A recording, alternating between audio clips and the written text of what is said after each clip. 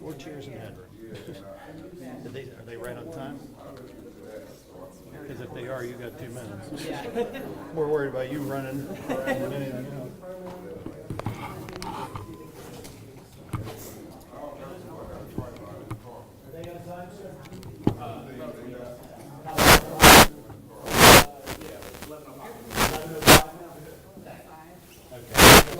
Okay, thank you, appreciate it. We told you one thing, but there are lies and then there's press conference. Yes. Yeah, I feel like I know.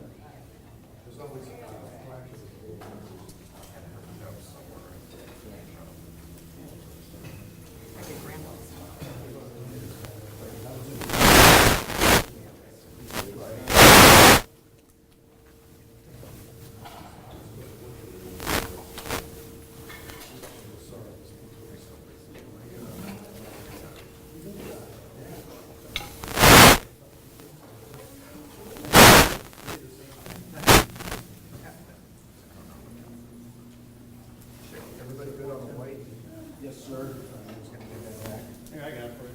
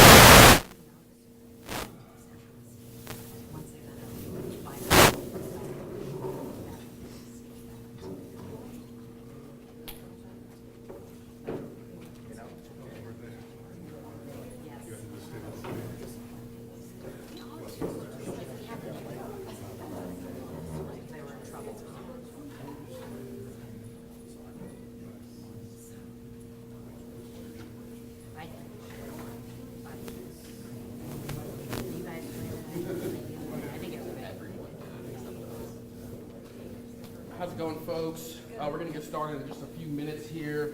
I want to let you know the family is going to be sitting up at this table here. Some of the family members will be standing behind them in solidarity as well. They won't be speaking from the table. Folks who will be speaking will be speaking.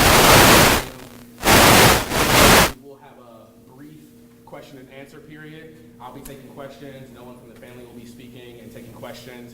And Tavion certainly will not be taking any questions either. Sounds good?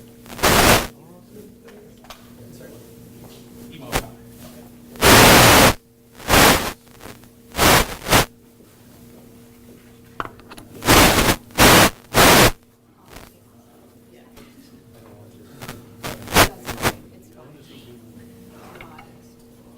Just in case. Not this sort, so I can't come around but it's good to see you, Mom. Do you know Bryce? Bryce is Molly Shannon. It was Bryce previous.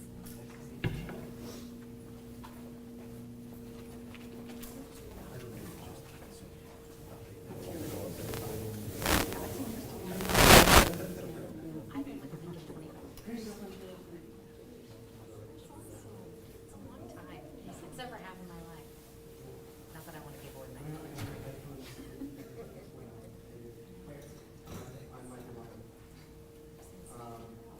If we do, it would be one of those changes in that time. Also, I grew up too, so I'm not gonna. I still like what I do.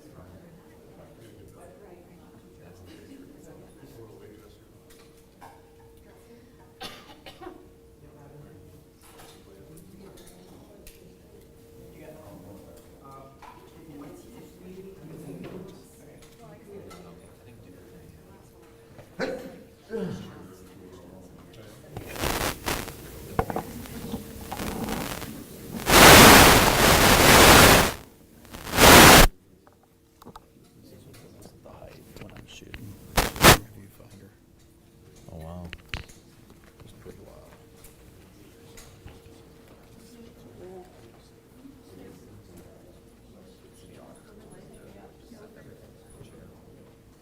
Yeah, I'll be back.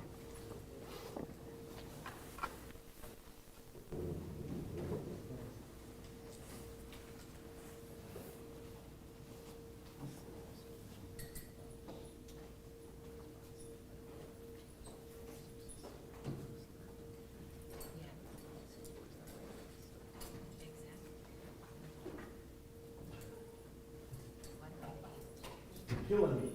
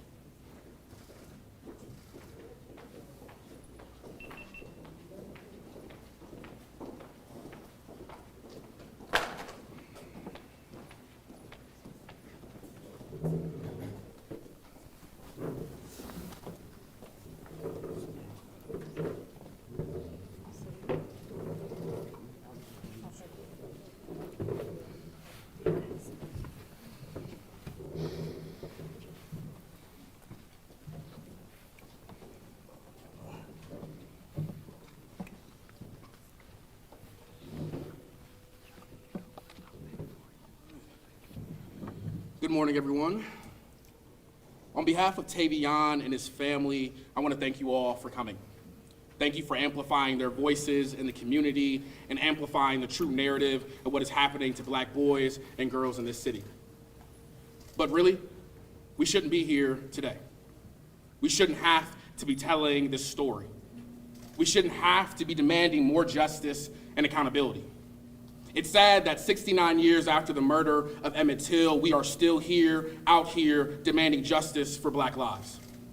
It's sad that 10 years after the murder of Tamir Rice, we are still here pleading for the police department to see the humanity in our Black boys. It's sad that after the murder of Jalen Walker, Patrick King, Charles Hicks, Elijah Cade, and so many others, that this police department, mayor after mayor after mayor, keeps seeing an increase in funds to continue terrorizing our communities. When will enough be enough? When will no justice, no peace actually mean something? I consider it a privilege to carry on the tradition of radical Black lawyering in this country, to carry on the tradition of fighting for the freedom and humanity of Black people in this country, to speak truth to power and be unapologetic in this fight. I consider it a privilege to use my voice to stand alongside Tavion and his family in demanding justice and accountability. Demanding this community and this police department see the humanity in Tavion and the countless other Black kids in this city who just want to be free. Free to live a full, healthy, and safe life. Free to walk to their grandmother's home and not worried about being shot down by someone who is supposed to protect and serve. Shot down by a member of a slave patrol turned police department. I am sick and tired of being sick and tired, but rest assured, this struggle will continue. Tavion and his family will get justice, and our people will organize, and we will get free. Today, we have a list of demands. We expect Mayor Malik, Chief Harding, Akron City Council, and the Department of Justice to move swiftly and expeditiously on these demands for the sake of Black life. We demand that Ryan Westlake be immediately terminated from the Akron Police Department. It's come to our attention that Westlake was also found to have improperly used his taser against an Akron resident. This was not included in the personnel file released by the City of Akron. And so we demand the City of Akron release the entire personnel file for Westlake. We demand the City of Akron conduct an investigation into the officers with a pattern and history of violations of department policies and procedures and terminate officers not fit to be in the department. We demand that City Council develop an accountability mechanism for the Fraternal Order of Police. When the union has time and time again supported problematic officers and that officer continues to harm members of our community, the FOP needs to be held responsible. We demand that the Attorney General's office conduct a thorough investigation and present an honest, fair, and just case to the grand jury to bring criminal charges against this officer. We demand the Department of Justice open a pattern and practice investigation into the Akron Police Department to push this city and its police department to treat people in this city with dignity and humanity. We know that power concedes nothing without a demand. So there you have it. Next, we're going to have an opportunity to hear from Angel Williams, the mother of Tavion.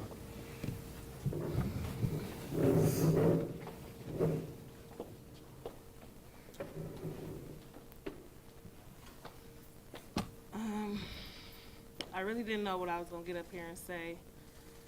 I prayed on it. I asked God to be with me and keep my vibrations high. This experience has been very, very traumatizing for me, my son, my family, and also my other children. What has happened has not been the first time that this has happened, and it won't be the last. Akron Police Department needs to be held accountable for the excessive force that you use on our Black babies. It is not okay. And we are sick and tired of watching our babies die in the hands of people who swore an oath to protect and serve. It has to stop.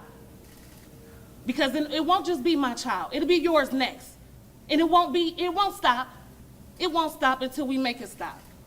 Akron Police Department is only going to do what we allow them to do. I won't allow it no more. So when I get up here and I speak, I don't just speak for Tavion. I speak for all the little black and brown boys and girls around the world, not just Tavion, because it don't end with him. And I'm sorry, but I need all of the white people to really listen to this. Because the racism that has been embedded in this system that you guys reap the benefits from is frustrating. 10 years later, after Tamir Rice, and I'm here speaking about my son, I watched his mother speak about her son, and now I'm standing up here doing the same thing. It has to stop. And we will put a stop to it. And that's all I have to say.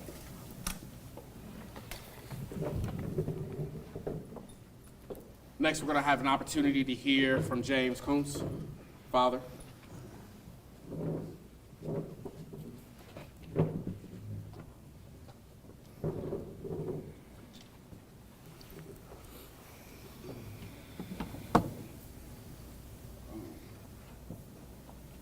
First of all, I just want to thank y'all for being here. I'm James Koonce, the father of Tavion Koonce. I just want to say I'm saddened by what took place April 1st, 2024. My son was shot after he put down the toy gun while his hands was already in the air, as he clearly was saying that the gun he threw down was fake. He was immediately shot by the police, with only one question being asked. While I am grateful to God that he was only shot once in his wrist, I can only help but wonder what would have or could have happened. And I am grateful to God that my son is still alive. But I am deeply hurt by the trauma that this has caused that will forever affect his life. He has lost sleep behind this incident. He has been afraid and anxious, staying up late at night and waking up multiple times throughout the night.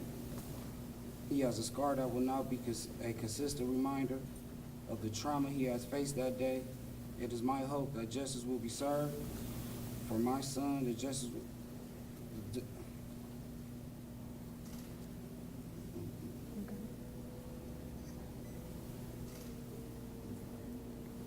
That justice will be served for many of our other black young men that tend to grow up and become labeled as a threat in our society. I just ask that you all keep us in your prayers during this time. Thank you. Next, we're going to hear from Dominique Mingo, Tavion's aunt.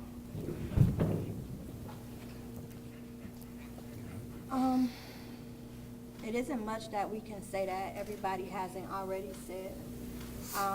As far as my sister, I can't imagine what she went through to be in the actual position that a lot of us walk out and we face every day. Just to walk down to your grandmother's house and to be scared if you're gonna get a bad phone call. I just think it's time that not only Akron police, but all police give us longer than 1 second. Give us longer than 1 second to think that we're innocent. We get that first, not last. We're innocent first.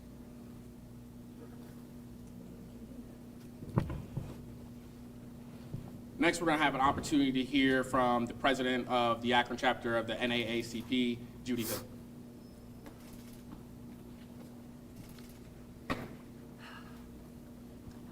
First, I want to say to the family members, I'm sorry that you're going through this.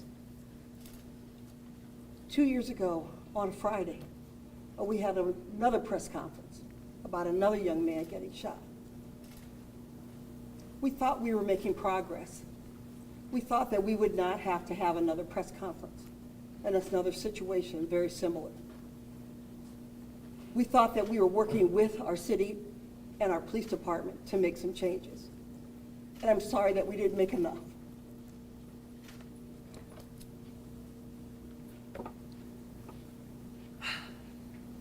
So today we're having another press conference about another young black male being shot.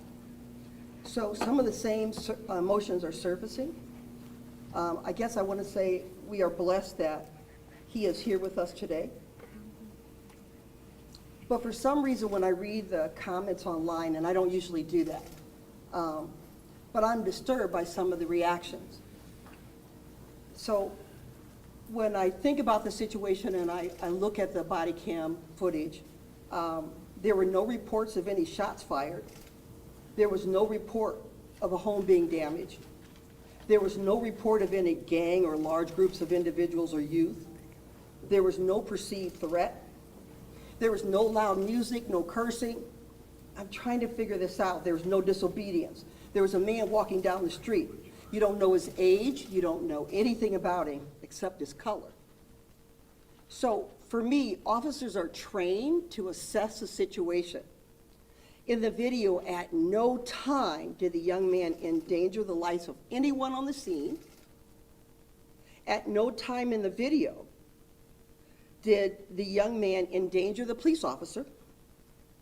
At no time in the video did you see that young man lunge at the officer or do anything that looked threatening.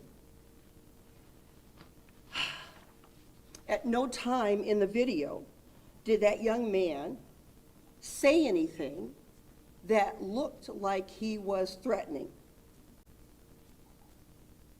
But what we did see in the video was the officer pull up, see him verbalize something to the young man, and before he could completely stop his car, he shot and fired. Now, folks, I believe that the officer deserved the right to go home to his family. I believe that young man deserved the right to go home to his grandmother and to his family.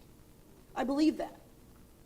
But when you don't have the opportunity to do that, then there's something wrong. So the individuals online who make comments and say, you know what, he should not have done that. He should not. I agree. He shouldn't have had a toy gun. But an officer who is trained to assess a situation, who is an adult and is trained, I'm going to keep saying that, should not have shot a 14-year-old child. Now, at the time of the situation, he didn't know he was a 14-year-old. He had no idea. But what he did know, he was a young person walking alone with what was perceived to be a weapon in his hand. But at no time did he allow to assess a situation based on his training, if that is a part of his training. So it goes back to something we said 2 years ago. Akron needs to have an investigation of a pattern of practice investigation. We are still at the same place doing the same thing at the same situation when it comes to our black and brown children. It's got to stop. Just recently, the city of Akron is in the process of selecting a new police chief. And the interim police chief is putting out right now the trainings that the officers must adhere to. If you get a chance, check out what they want them to do. It has nothing to do with de-escalation. It has nothing to do with community policing. If you get a chance, talk to an officer and find out. We're looking at more police brutality training instead of how do we change the narrative so that this doesn't happen again. Thank you. And last, we'll have an opportunity to hear from the executive director of the Freedom Bloc, Ray Green.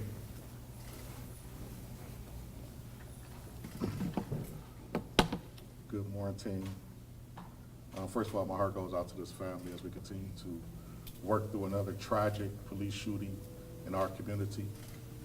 Heart goes out to all of the black community that has to continue to relive this drama. Every time we turn on our TVs, someone that looks like us is being shot,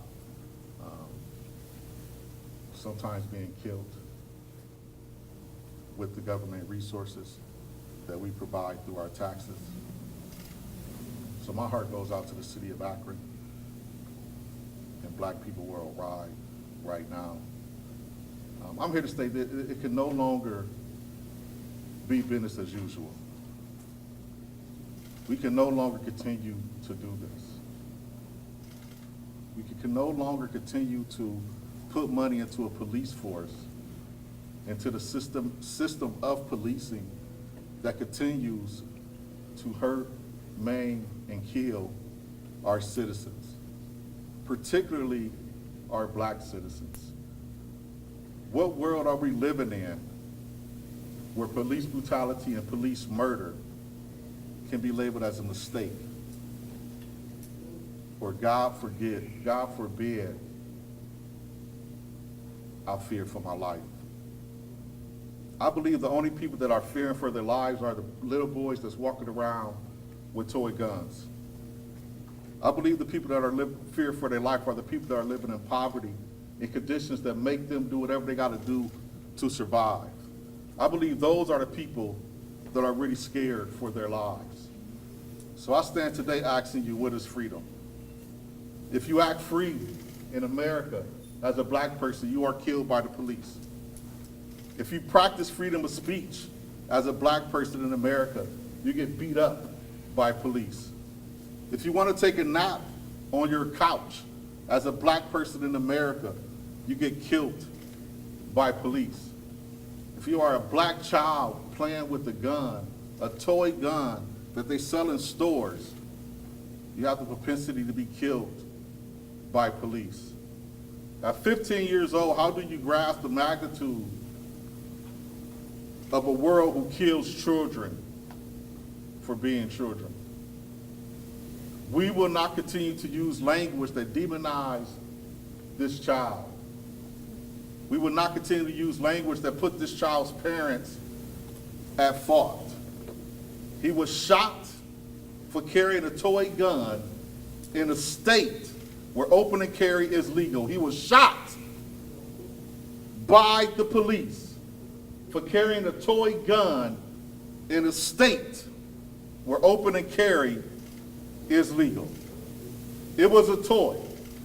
We're not going to use words like facsimiles and all these other words that we want to use to paint this pretty picture of why a police is able to shoot a 15-year-old kid. It was a toy gun, period, end of story. I have lived in this city all my life. I have watched white men walk down the street with loaded AR-15s and never be questioned, let alone shot. This young man was walking down the street with a toy gun, and now his life has changed forever. Some say at least he's not dead. I ask you, have you talked to a 15-year-old that was full of life, with a bright future, and then talk to that same 15-year-old child after being shot by the police? He may be breathing. He may be talking. He may be walking, but his life is forever changed. Trauma has taken over his life. The inability to close his eyes without seeing visions of himself being shot is not being alive. I am hungry. I am thirsty to figure out what freedom is, because this is not it. This movie that we are participating in is not what freedom looks like, nor is it what freedom feels like. So how do we move the margins of freedom in the age of poverty and inhumane conditions? How do we move the needle of freedom in a city where our budget for the police is 10 times more than the budget for housing, education, and prevention? Budgets are a moral document, and our document says that we sanction police harassing and killing black people. Memphis has shown us how to hold officers accountable by terminating the 5 black officers who beat up Tyree Nichols. Now it's time for Akron City Council, Akron's mayor, and Akron's acting police chief to fire Ryan Westlake again. We are calling once again for a pattern of practice investigation by the Department of Justice into the Akron Police Department. We demand that Ryan Westlake be immediately terminated again from the Akron Police Department. We demand an explanation from the mayor as to why this officer was reinstated.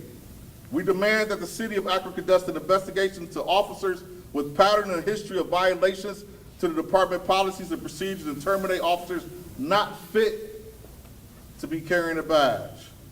We demand the city council develop an accountability mechanism for the Fraternal Order of Police. We demand the Attorney General's office conduct a thorough investigation and present an honest, fair, and just case to the grand jury to bring criminal charges. We demand the Department of Justice to open up a pattern of practice investigation. We demand the Department of Justice to open up a pattern of practice investigation. And ultimately, we demand that all black people in the city of Akron be treated with the humanity, the dignity, and the respect that we deserve. Thank you. Know that we will continue to struggle until freedom. Until black boys and girls and black people in this city and across this country are treated with the dignity and humanity that they deserve.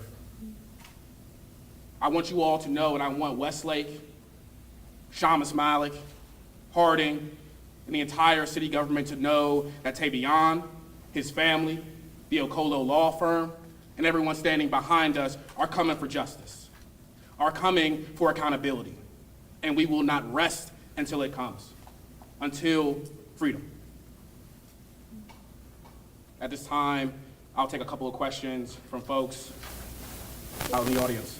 Can you go back to the day he was walking to his grandmother's? What has Tavion told you about what he was doing? Where did he get the toy gun? And did he ever point it at officers? On April 1st, Tavion was being a kid. He was being a kid walking down the street with a toy, going to his grandmother's house. For Tavion, this was just a normal, regular day. But unfortunately for Tavion, Tavion can't be a black kid walking down the street with a toy. Because someone called and said, oh, he's pointing it around. Oh, he's pointing it at houses. And she didn't even call 911. She called the non-emergency line because even she didn't believe it was an emergency. And despite all of that, despite Tavion just being a kid walking down the street, Officer Westlake pulled up, and before he even got out of that vehicle, he shot at Tavion. He shot at Tavion as Tavion was putting the gun on the ground and having his hands up. Tavion did everything he could in this situation to be safe. There was nothing Tavion could have done differently.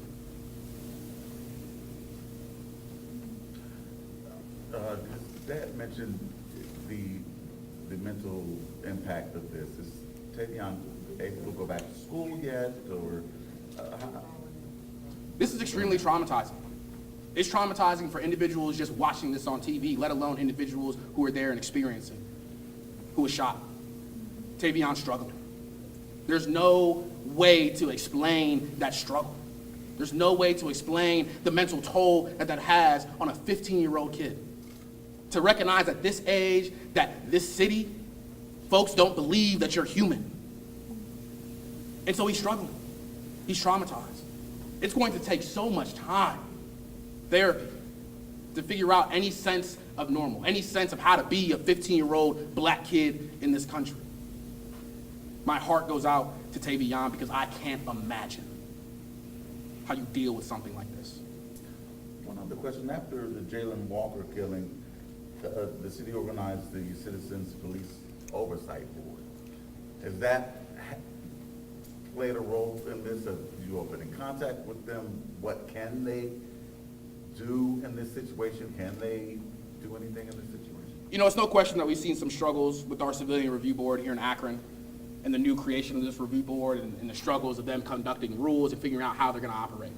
Now, at this point, they don't have the investigative powers that allow them to step in at this point, but we certainly expect them to conduct an investigation once the state as well as the city has conducted theirs.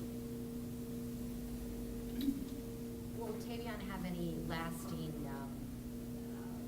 health problems because of the shooting? You mentioned him having a scar, but anything beyond that? Is his hand damaged permanently?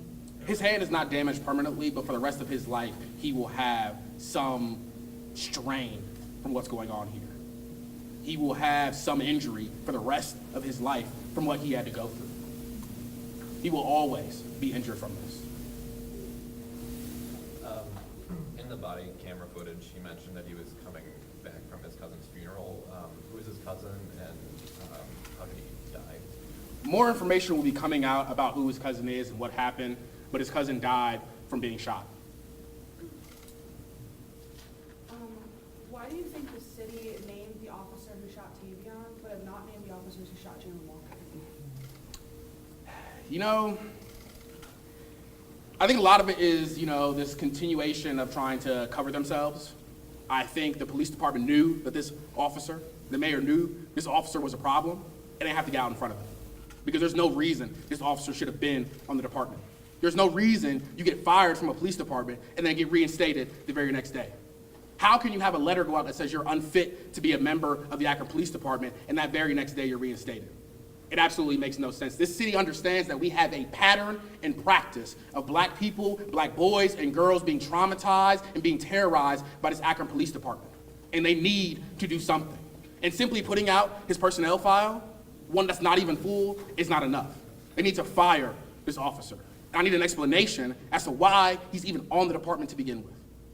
Can you share more about the personnel file that you said it's not full? I know you mentioned his use of a taser. Can you just go into more detail about that? So there was an incident, a use of force incident, where this officer tased someone unjustly. Another officer even tried to stop him from tasing this individual for absolutely no reason. Officers were trying to help this individual get out of a vehicle, and Officer Westlake comes up and tases this individual. Even the department found it unjustified. The Fraternal Order of Police, I'm sure, found it unjustified. Why is he here? When and where was that? If you know. More information about that will be coming out. We will certainly be free to put out the use of force investigation report, as well as what Westlake put in his use of force report. Thank you.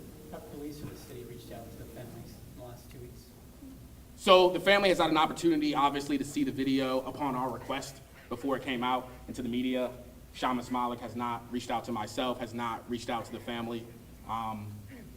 The chief of police has not reached out to myself, has not reached out to the family. We know how they feel. And can you describe, after the body camera video ends, is Tavion put into custody? What happens? Obviously, he's taken to the hospital at some point. Can you describe when he's actually able to go back to his family? Yes, so Tavion was taken to the hospital, and by the grace of God, he was able to return to his family not too long after.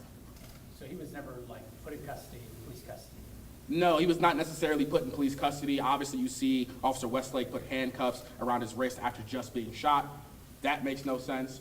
But we were told, as the family is watching this video, watching their son be gunned down by the Akron Police Department, that their son could be charged with having a facsimile. Do you know if those charges are being considered right now? When I asked the chief of police to his face, will you be charging Tavion with a criminal act? He said they're working with the prosecutor's office to try to figure out if they're going to charge him, and if they do charge him, it's going to be with having a facsimile.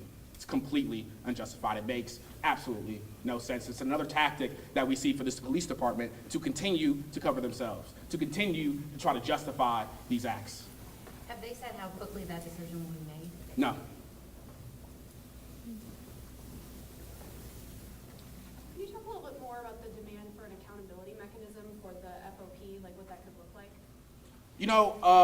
A little while back, former Councilman Russ Neal brought some legislation to the floor to try to have the FOP be held accountable in situations like this.